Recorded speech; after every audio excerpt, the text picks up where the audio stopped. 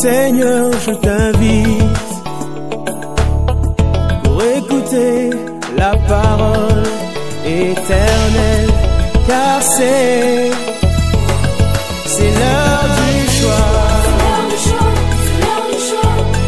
C'est l'heure du choix. C'est l'heure du choix. C'est l'heure du choix.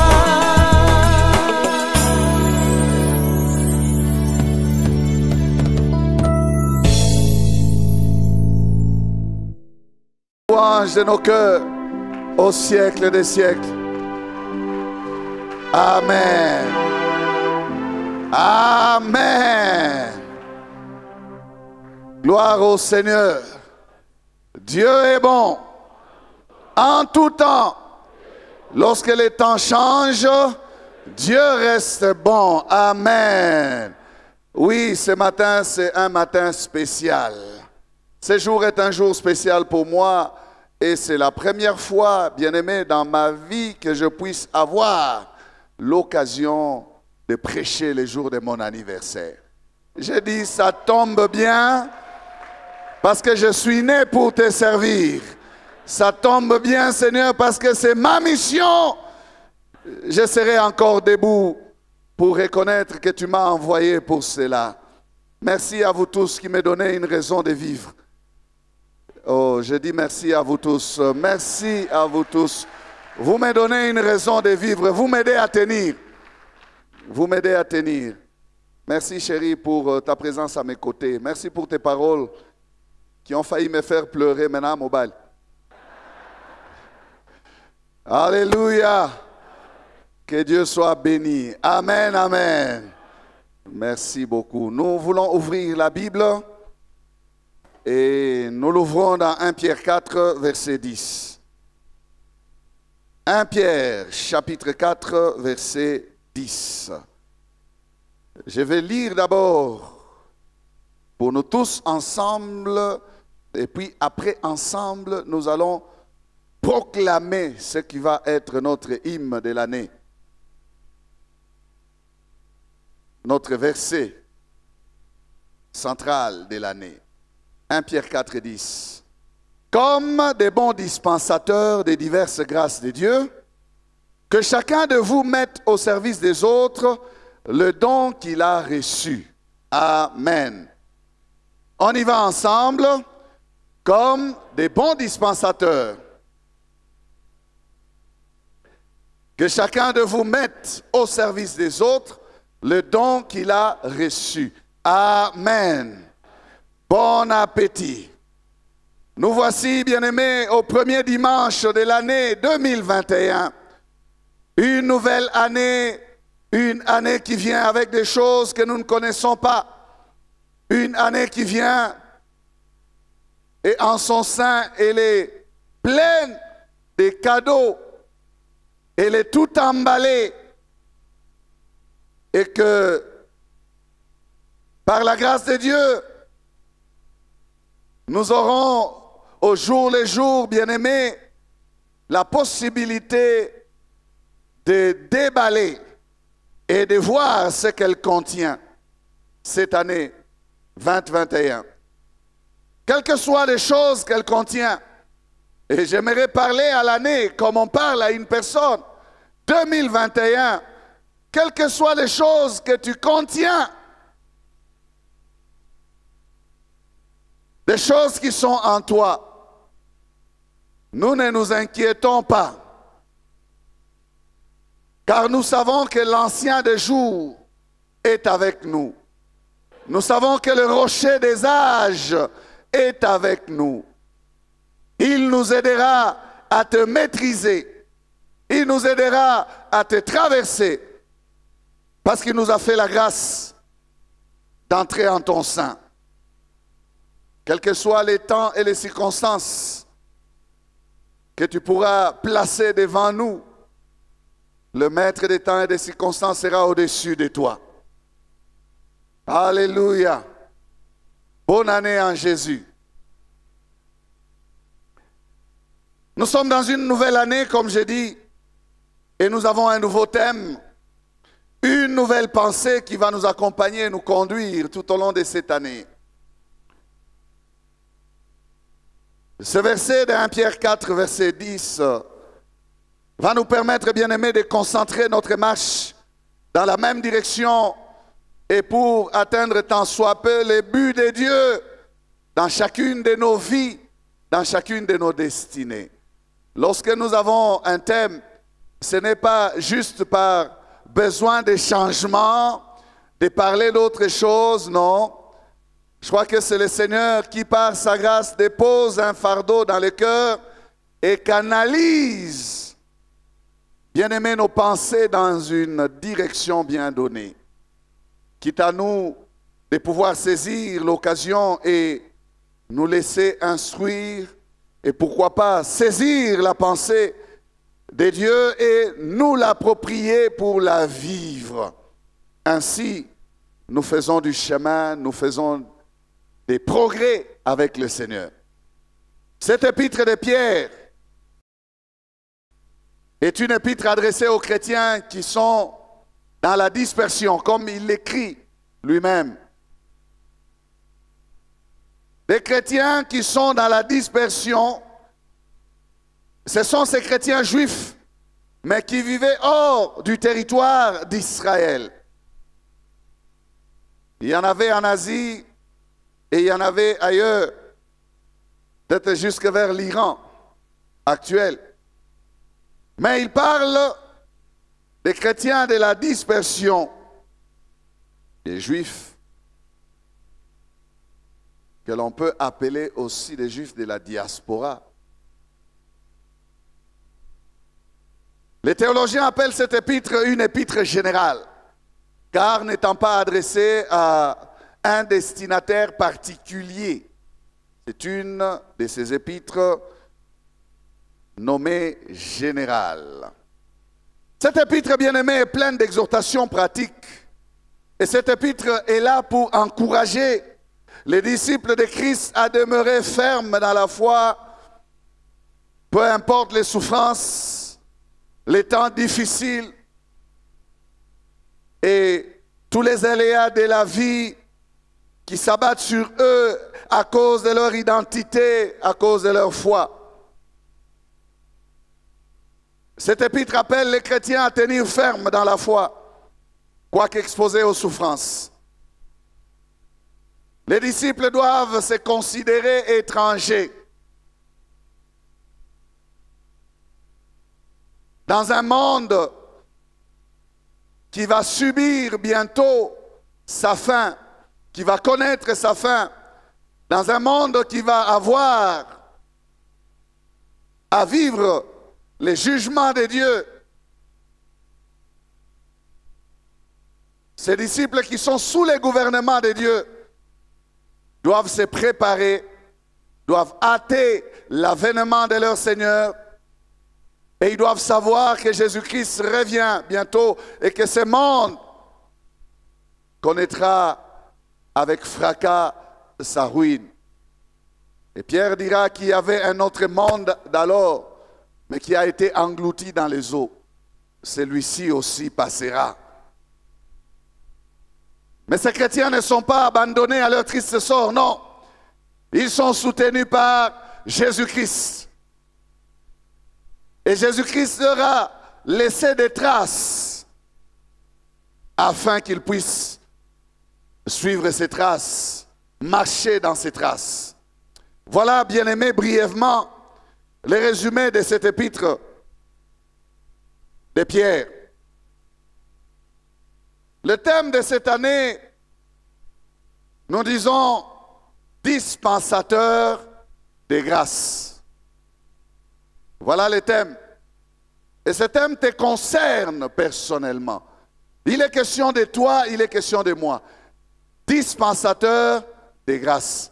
Nous sommes des dispensateurs de grâce. Et je saute diverses grâces, mais il faut signaler, frères et sœurs, la richesse de Dieu. Ce n'est pas une seule grâce, mais c'est plusieurs grâces. Dispensateur des grâces. L'apôtre dit des diverses grâces. Mais moi, pour que ça sonne bien, j'ai été convaincu de dire dispensateur des grâces. En abrégé, DG. Vous êtes des DG. Regarde un peu ton voisin, dis-lui, frère DG, shalom, sœur DG, shalom, dispensateur des grâces. On dirait que ce côté, on n'a pas dit. Dispensateur de quoi? Des grâces. Amen. Par la grâce de Dieu, petit à petit, nous allons avancer et nous pourrons connaître notre mission en tant que DG. Nous sommes des DG des affaires de Dieu, des DG spirituels. Alléluia. Nous sommes des DG, des dispensateurs des grâces. Alors ce matin, nous lisons l'histoire de cette femme qui aura croisé Jésus-Christ et qui va être bouleversée, totalement bouleversée, retournée, totalement retournée, transformée, et sa vie ne va plus rester la même. Jean chapitre 4, versets 4 à 10. Je vais lire pour nous tous. Comme il fallait qu'il passât par la Samarie, il arriva dans une ville de Samarie nommée Sichar, près du champ que Jacob avait donné à Joseph, son fils. Là se trouvait le puits de Jacob. Jésus, fatigué du voyage, était assis au bord du puits. C'était environ la 6e heure. Une femme de Samarie vint puiser de l'eau. Jésus lui dit, « Donne-moi à boire. » Car ses disciples étaient allés à la ville pour acheter des vivres. La femme samaritaine lui dit, « Comment toi qui es juif, me demandes-tu à boire, à moi qui suis une femme samaritaine ?» Les Juifs, en effet, n'ont pas de relation avec les Samaritains. Jésus lui répondit, « Si tu connaissais le don de Dieu, et qui est celui qui te dit, « Donne-moi à boire », tu lui aurais toi-même demandé à boire, et il t'aurait donné de l'eau vive. Amen. Je prends pour sous-thème le don de Dieu. Le don de Dieu. Ce récit nous raconte, bien-aimés, la fatigue de Jésus-Christ et son besoin de faire une halte, une pause. Il est resté là au bord du puits pendant que ses disciples étaient allés chercher de vivre. C'était à quelle heure? C'était vers midi. Vers midi, le soleil était à son zénith. La chaleur était forte et il y a lieu d'être fatigué à cette heure-là de la nuit. Souvent, il y a une sorte de torpeur qui tombe sur nous lorsque on est exposé à la chaleur de ces moments de midi. Alors, il est dit que cette femme-là est venue puiser de l'eau à cette heure-là. Cette femme est venue à une heure où le puits est libéré, où le puits n'est pas fréquenté. 12 heures, en pleine chaleur. Pourquoi venir à une telle heure? Et certainement que cette femme ne veut pas croiser les autres femmes de la ville de Sichar. Elle ne veut pas croiser les autres femmes de sa ville. Elle ne veut pas puiser de l'eau tôt le matin parce que là, il y a un attroupement et certainement que sa mauvaise condition de vie pouvait toujours susciter des commentaires. Vous savez, là où il y a des femmes, les commentaires ne manquent pas. Les sujets de conversation ne manquent pas. Et on dirait qu'elle évitait les contacts avec ses congénères. On dirait. Mais elle ne savait pas qu'elle allait faire une rencontre là au puits à cette heure. Peut-être que les autres jours, quand elle y venait, le puits était dégagé, elle puisait, elle partait. Elle était habituée, puisque dans l'échange qu'elle aura avec Jésus, elle dira, afin que je ne vienne plus puiser ici. C'est que j'ai l'habitude de venir ici. Mais à quelle heure que je viens? Je viens souvent à quelle heure? Je viens quand je suis seul. Je viens quand c'est dégagé. Pourquoi? Je ne veux pas subir les regards des autres. Ils me regardent d'une drôle de façon. Et de toutes les façons, nous ne sommes pas amis parce qu'ils m'ont rejeté. Ils ne me parlent pas avec amour. Sa condition, l'isoler et la placer dans une misère relationnelle. Seul au puits à une heure où il n'y a personne. Parce que je ne veux pas des problèmes. Je pense que sa solitude était un sujet de souffrance pour elle. Sa solitude. Mais cette femme ne pouvait pas s'attendre qu'elle allait croiser quelqu'un au puits ces jours-là. Et elle fut surprise certainement. Jésus était là. Ah, Jésus était là.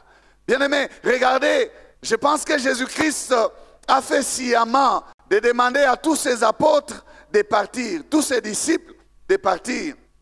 Peut-être que Pierre pouvait lui dire, Seigneur, tu ne peux pas rester seul dans une ville étrangère où il n'y a personne. Quelque chose peut t'arriver, moi je reste à tes côtés. Non, non, Jésus a dit, va avec les autres. Je préfère me reposer. Je préfère rester seul. Il a fait cela sciemment. Parce que Jésus sait toujours ce qu'il fait. Jésus savait. Et certainement que Jésus a voulu faire le vide pour bien accueillir cette femme et avoir l'occasion et le temps de parler seul à seul avec elle. Jésus voulait un face à face. Regardez lorsque les disciples vont revenir, ils vont s'étonner de le voir parler avec une femme. Déjà dans les habitudes de ces personnes-là, des Juifs, il n'est pas permis de parler à une femme comme ça. Non. C'est pour cela que les femmes de ce côté-là devaient toujours être voilées, qu'on ne les reconnaisse même pas. Les hommes ne pouvaient pas se mettre à parler à une femme comme ça. Mais Jésus-Christ, bien-aimé, savait ce qu'il faisait. Jésus est venu pour trouver des personnes qui échappent au regard des autres. Jésus est venu, bien-aimé, pour trouver des personnes qui fuient leurs semblables. Jésus est venu trouver des personnes qui sont fatiguées de rencontrer d'autres personnes. Lorsqu'une personne fatiguée de rencontrer les autres rencontre Jésus, elle ne sera pas fatiguée, elle sera fortifiée. Lorsqu'une personne fatiguée de la communion de ses semblables, parce qu'ils l'ont rejetée, parce qu'ils l'ont abandonnée, parce qu'ils ne parlent pas en bien d'elle, de cette personne-là, auprès de Jésus, c'est le repos. Jésus est venu pour établir les contacts avec des gens qui n'ont pas de contacts. Alléluia. Jésus est un homme de relations. Un homme qui vivait pour les autres. Jésus est le premier des dispensateurs, bien-aimés. Jésus, le don de Dieu. Il était là et pour établir les contacts, Jésus demande de l'eau. Il demande de l'eau à boire, il dit donne-moi à boire. La réponse de la femme nous montre que la femme ne veut pas justement des contacts. Sa réponse est celle d'une personne qui ne veut pas de contact. Sa réponse est presque un refus de donner de l'eau. Sa réponse est loin d'être semblable, bien-aimé, à celle de Rebecca, fille de Bethuel.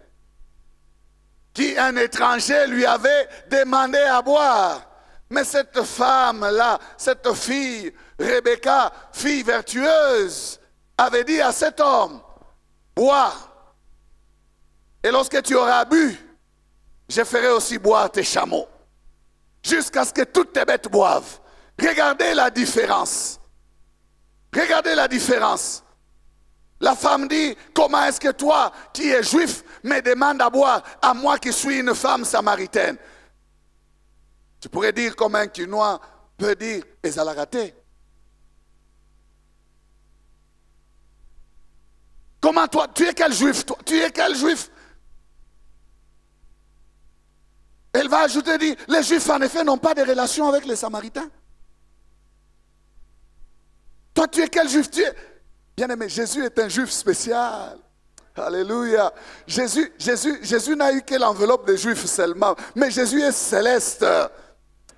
Tu vois comment tu réagis? Je parle de ton Seigneur. J'ai dit Jésus est céleste. Jésus est spécial. Jésus n'est pas enfermé dans les carcans des juifs.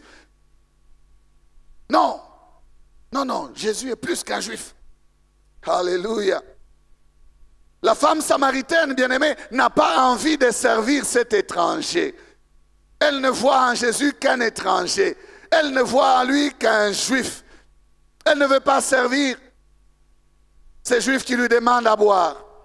Elle lui parle de ce que sont leurs relations. Les relations des juifs et des samaritains.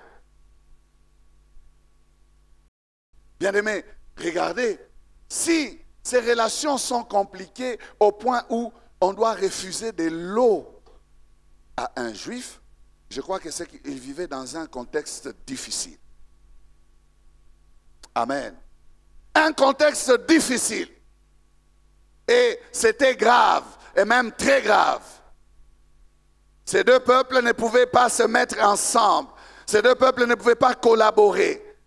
Au point de refuser de donner à boire. Or, chez les Juifs, ça c'est quand même quelque chose qui doit se faire avec amour. Ils ont la loi.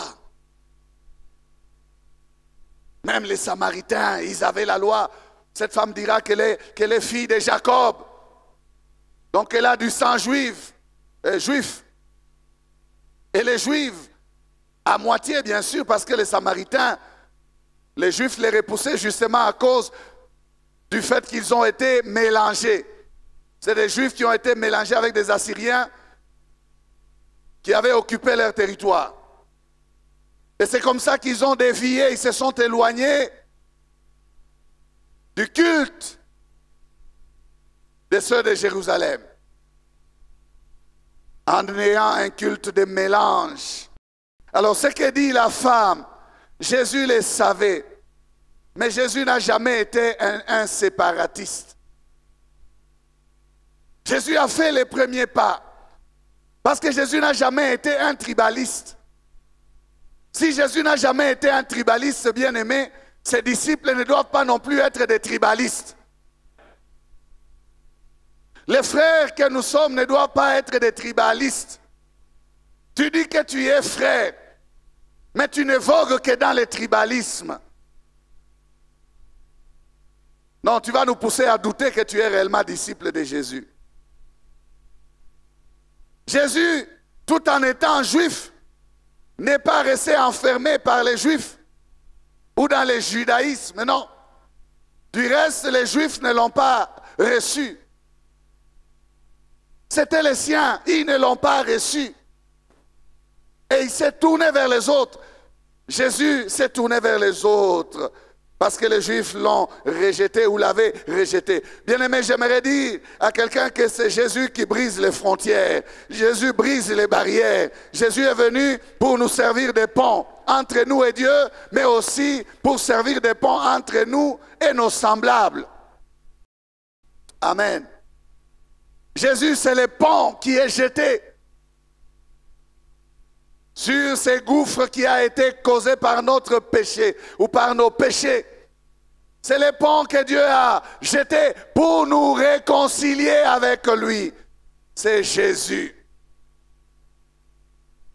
nous réconcilier avec Dieu, mais nous réconcilier aussi les uns les autres. Nous réconcilier aussi avec nous-mêmes. Le péché nous a mis en conflit même avec nous-mêmes. Les biens que je vais faire, je ne peux pas les faire. Je suis en conflit avec moi-même. Un caractère que je n'arrive pas à maîtriser. Je n'ai pas envie, mais je fais. Je sais que c'est mal, mais je fais quand même. C'est Jésus qui est venu calmer ça. C'est Jésus qui est venu régler ça. Il est venu enlever la racine du péché pour que nous retrouvions, bien-aimés, la vie.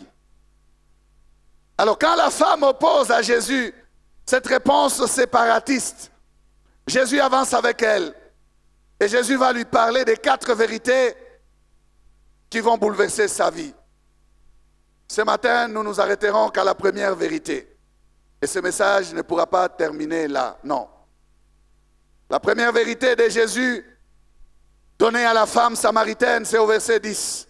Jésus lui répondit, si tu connaissais le don de Dieu, et qui est celui qui te dit, donne-moi à boire, tu lui aurais toi-même demandé à boire, et il t'aurait donné de l'eau vive.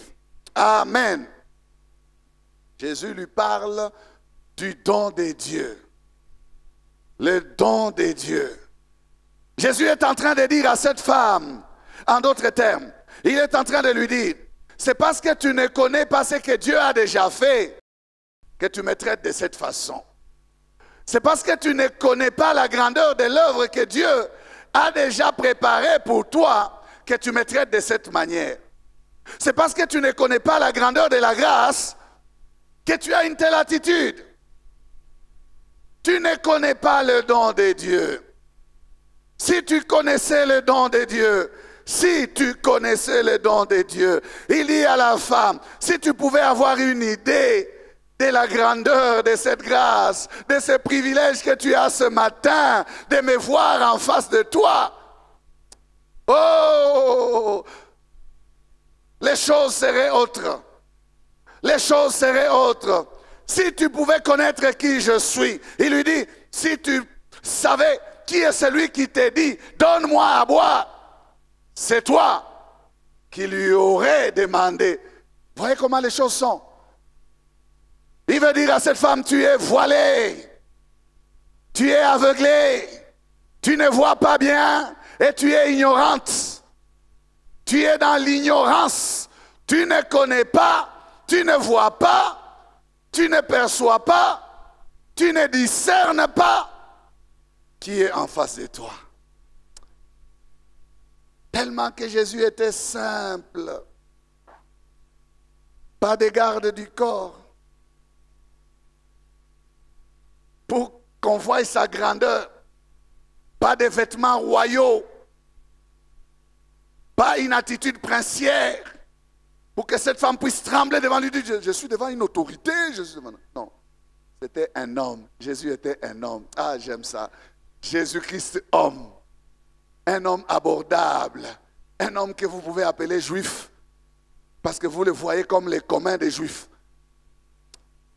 Je ne sais pas si vous comprenez ces choses. Ça, c'est Jésus. Ça, c'est Jésus. Il dit, si tu connaissais le don de Dieu, et qui est celui qui te dit, donne-moi à boire, c'est toi qui lui aurais demandé à boire, et il t'aurait donné de l'eau vive. Bien-aimés, laissez-moi nous dire que c'est l'absence de la révélation du don de Dieu qui est à la base de la misère de plusieurs. La base de la misère de notre humanité, c'est cela. Bien-aimés, la réponse, la solution de la misère du monde a été pourvue il y a 2000 ans. Et pourtant, le monde continue à sombrer dans le péché. À cause de quoi? Du manque de révélation du don de Dieu.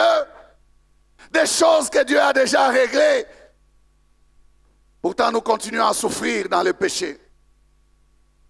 Pourquoi? L'ignorance, le manque de révélation de qui est Jésus.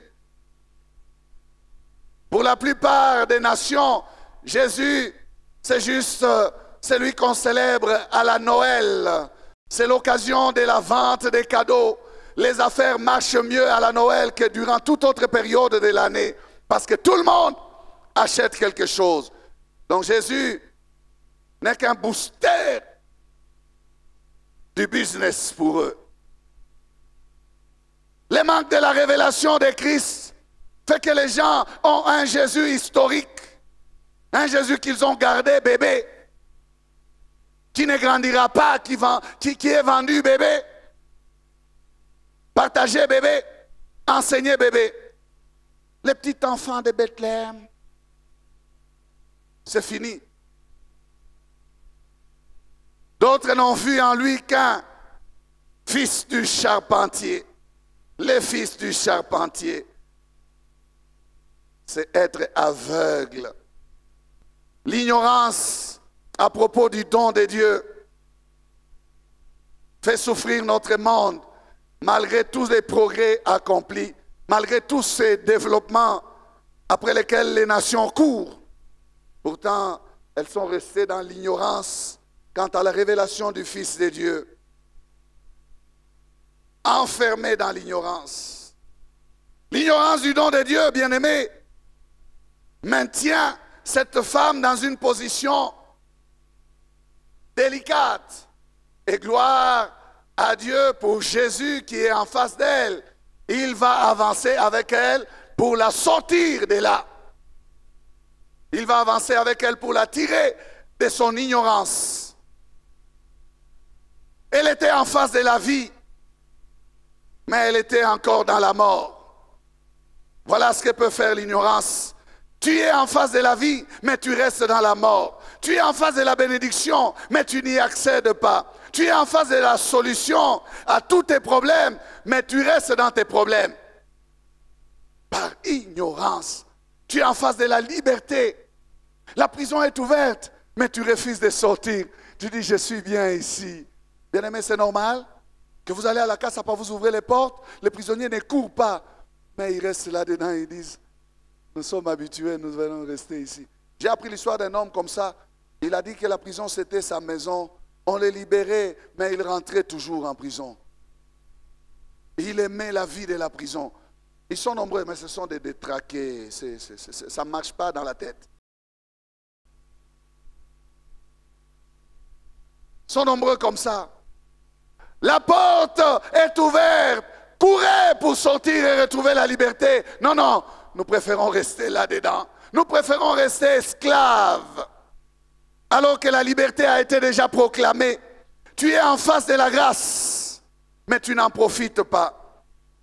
Tu es en présence de l'eau vive, mais tu t'accroches à ta cruche. Les Juifs n'ont pas de relation avec nous. Tu t'accroches à l'eau de ton puits. Le monde reste dans les ténèbres, frères et sœurs, alors que la lumière du Christ a déjà brillé. Ce n'est pas parce que Dieu n'a pas fait briller sa lumière. Dieu a dit que la lumière soit, a fait briller sa lumière dans nos cœurs, afin que nous voyions briller la splendeur de la gloire de Dieu sur la face de Christ. C'est ce que dit Paul. La lumière de Dieu a déjà brillé, mais comment les gens restent-ils dans leur péché? L'ignorance, le manque de révélation. La réaction de cette femme est celle de ceux qui croient avoir alors qu'ils n'ont rien. Et plusieurs sont comme ça. Et Apocalypse 3, 17 à 18 le décrit très bien. Parce que tu dis, je suis riche, je me suis enrichi et je n'ai besoin de rien. Et parce que tu ne sais pas que tu es malheureux, misérable, pauvre, aveugle et nu. Je te conseille d'acheter de moi de l'or éprouvé par le feu, afin que tu deviennes riche, et des vêtements blancs, afin que tu sois vêtu et que la honte de ta nudité ne paraisse pas, et un collier pour oindre tes yeux, afin que tu voies. Ils crient, nous sommes riches, mais ils sont misérables, pauvres, aveugles et nus. Ils disent, nous sommes bien vêtus, pourtant le péché, c'est la honte qui est pire que le fait d'être sans habit. N'est vêtu que celui qui a été justifié par Dieu. Je te conseille, c'est le Seigneur qui parle. Je te conseille d'acheter de l'or éprouvé par le feu de chez moi.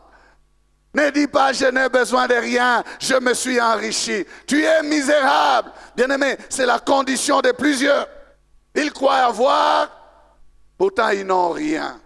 Ils s'accrochent sur des choses qu'ils brandissent comme étant des objets de leur satisfaction. Pourtant, dans leur cœur, il y a un grand vide.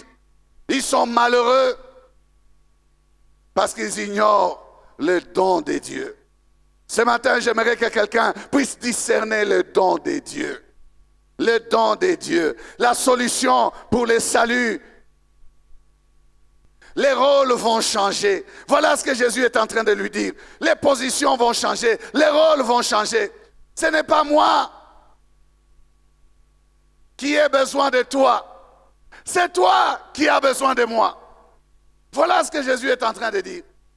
Est-ce que nous comprenons cela, bien-aimés? Nous devons comprendre cela. Nous qui sommes déjà chrétiens, nous savons qui est Jésus.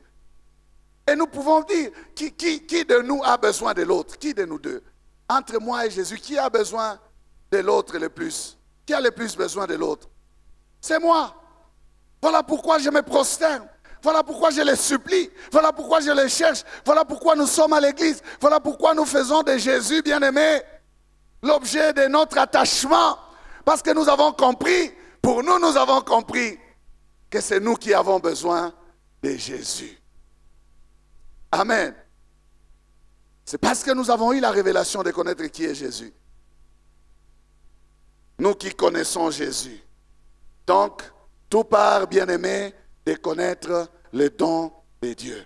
Si tu connaissais le don de Dieu et qui est Jésus, tu ne vas pas refuser de lui donner ta vie.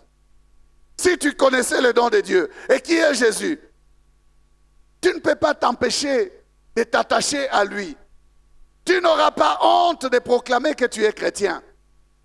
Si tu connaissais le don de Dieu, tu n'auras pas honte de cacher ta Bible. Tu n'auras pas honte de faire semblant de vivre une vie chrétienne en cachette sans l'exposer à tous. Tu l'exposeras à tous. Au travail, on saura que tu es chrétien. En famille, on t'entendra prier. Amen. Tu ne seras pas un disciple de nuit, comme Nicodème, non. Tu sortiras en plein jour et tu parleras de ton Jésus. Si tu connaissais qui est Jésus et quel est le don de Dieu pour ta vie, tu ne vas pas vivre une vie chrétienne faible,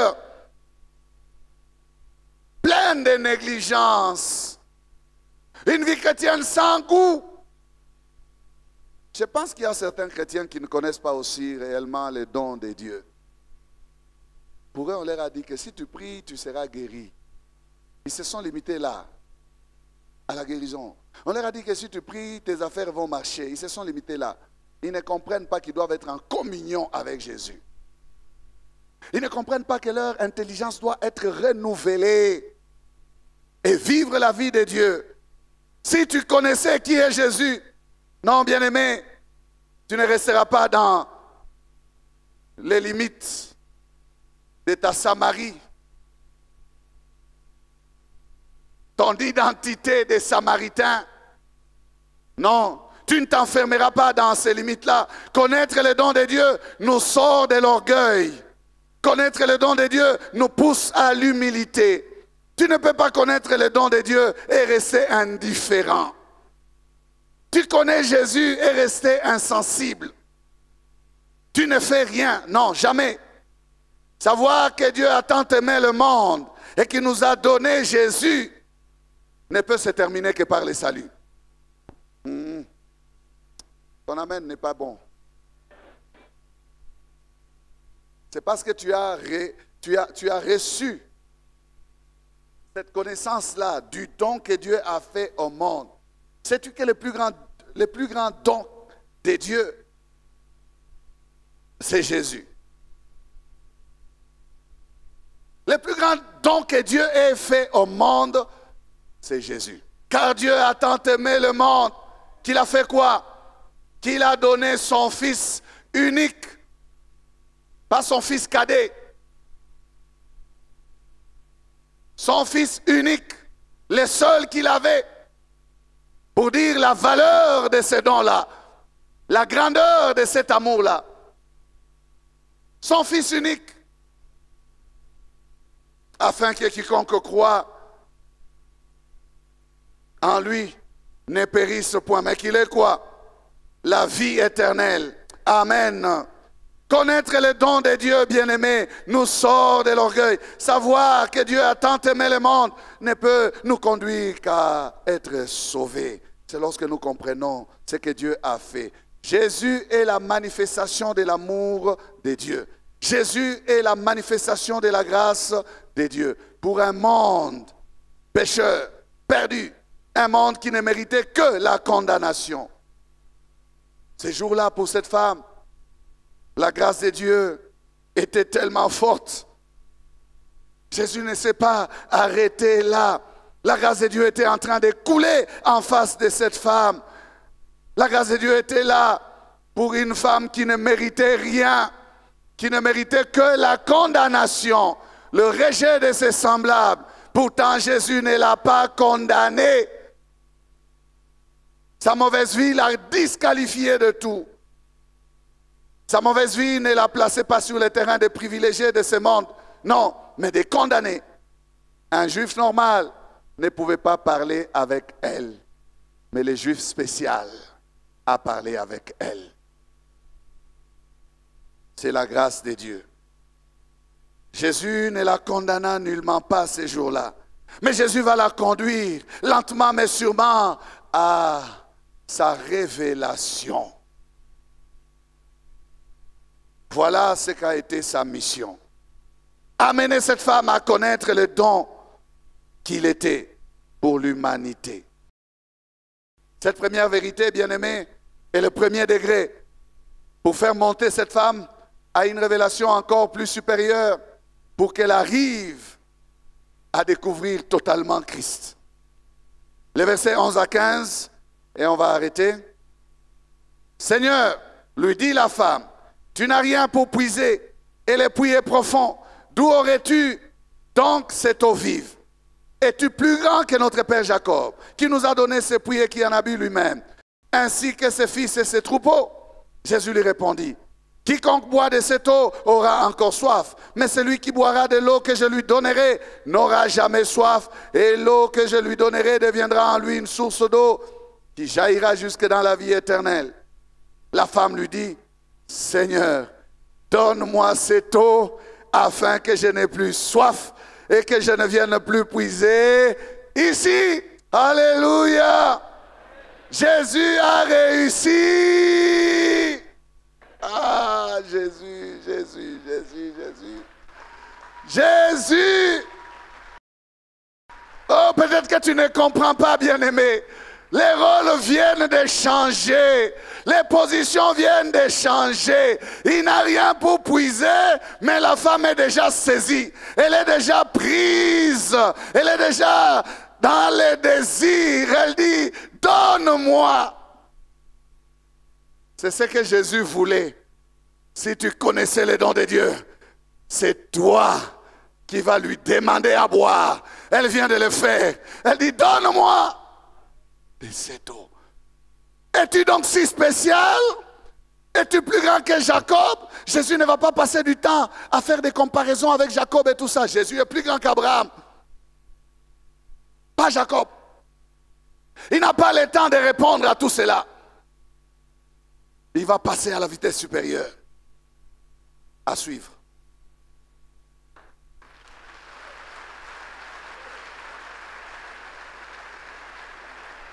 Gloire au Seigneur. Nous baissons la tête. Bien-aimés, nous vous remercions d'avoir suivi ce message et nous prions pour que la grâce du Seigneur continue à agir dans votre cœur et que le message puisse apporter des fruits pour lesquels Dieu l'a envoyé chez vous. Nous voulons juste vous encourager à vous qui n'avez pas encore donné votre vie à Christ, à faire cette prière avec nous maintenant et à faire cette prière avec un cœur ouvert et une décision venant de votre cœur vous pouvez juste prier avec nous maintenant, en répétant ces paroles après moi et en disant ceci. Seigneur Jésus, je t'ouvre mon cœur, je te donne ma vie. Sois mon Seigneur et mon Sauveur. Pardonne mes péchés, Seigneur. Inscris mon nom dans ton livre de vie. Je m'abandonne à toi. Que le Saint-Esprit m'aide à te suivre et à te servir. Merci pour la nouveauté de vie et merci pour, Seigneur, au Dieu de gloire, l'obéissance à ta parole que tu crées en moi. Parce que c'est toi qui crées le vouloir et le faire selon ton bon plaisir. Je te dis merci. Amen. Que Dieu vous bénisse parce que vous avez pris la décision de devenir chrétien et de vous engager à suivre Jésus et à les servir. Vous pouvez nous contacter au numéro qui apparaît à l'écran et nous serons toujours disposés à répondre à vos questions, à vos préoccupations. Nous sommes là pour vous servir et nous serons aussi heureux d'avoir un temps de prière avec vous dans nos installations 6 avenue Kasavubu, Sandoa, à l'église La Parole Éternelle, ici à Lumbashi. Que Dieu vous bénisse, que sa grâce et sa paix soient dans vos maisons. Au revoir, nous vous aimons.